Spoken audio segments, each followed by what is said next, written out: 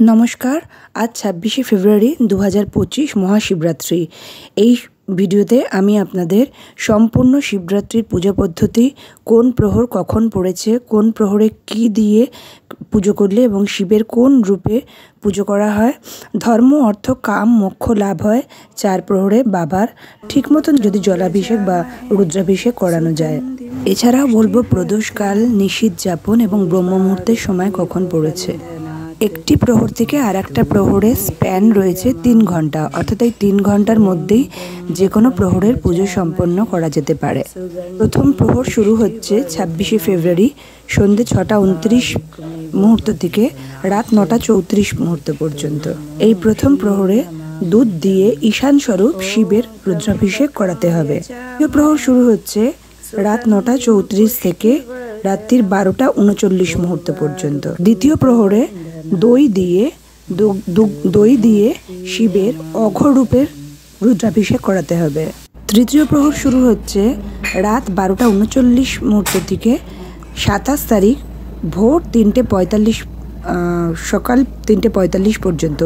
এই প্রহরে ঘি দিয়ে বামদেব রূপে শিবের জলাভিষেক করাতে হবে। চতুর্থ প্রহর মানে ব্রহ্ম মুহূর্ত শুরু হচ্ছে ২৭ তারিখ ৩টে ৪৫ থেকে সকাল ৬টা ৫০ মুহূর্ত পর্যন্ত। এই প্রহরে ধূপ ও জল দিয়ে শিবের জলাভিষেক করাতে হবে। অর্থাৎ ২৬শে ফেব্রুয়ারি সন্ধ্যে ৬টা ২৯ থেকে ২৭শে ফেব্রুয়ারি সকাল ৬টা ৫০ পর্যন্ত ৪ প্রহর চলবে। তার মধ্যে আগের দিন সন্ধ্যেবেলা মানে ২৬ তারিখ সন্ধ্যেবেলায় ওটাকে প্রদোষ বলছে। নিশীথকাল যাপন হচ্ছে রাত ১২টা ৩৯ থেকে ৩৯ মিনিটের জন্য, আর ব্রহ্ম মুহূর্ত হচ্ছে সকাল ৩টে ৪৫ থেকে ৬টা ৫০ মুহূর্ত পর্যন্ত। এর মধ্যে সবথেকে ইম্পর্টেন্ট হলো নিশীথকাল যাপন। অর্থাৎ এই নিশীথকাল যাপন হচ্ছে আজকে ২৬শে ফেব্রুয়ারি রাত ১২টা ৩৯ থেকে ২৯ মিনিটের জন্য, অর্থাৎ রাত ১টা ৬ মুহূর্তের মধ্যে নিশীথকাল যাপন হচ্ছে। যেই সময় অবশ্যই পঞ্চামৃত অর্থাৎ দুধ, দই, মধু, গঙ্গাজল, ঘি এই দিয়ে শিবের জলাভিষেকটা করাতে হবে। কারণ এই নিশীথকাল সময়ের মুহূর্তটা হচ্ছে এই শিবরাত্রির সবচেয়ে ভালো মুহূর্ত।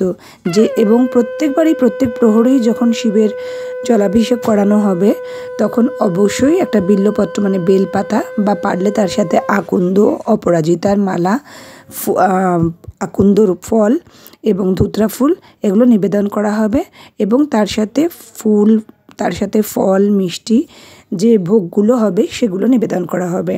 আমি আগেও বলেছি, এখনও বলছি, প্রত্যেক সময়ই আমি বলি, এটা আমার মনে হয় যে প্রত্যেকটা পুজোতেই প্রসাদ যদি বাইরের কোনো লোককে, বিশেষ করে কোনো দরিদ্র লোক বা বয়স্ক বা কোনো শিশুকে দান করা না হয় তাহলে সে পুজো সম্পূর্ণ হয় না। তাই অবশ্যই আগামীকাল পুজো শেষের পরে এই ফল মিষ্টি পারলে কোনো দরিদ্র বা কোনো শিশু বা কোনো বয়স্কা লোককে, এবং কোনো গাই যদি পান, গরু বা কোনো কুকুর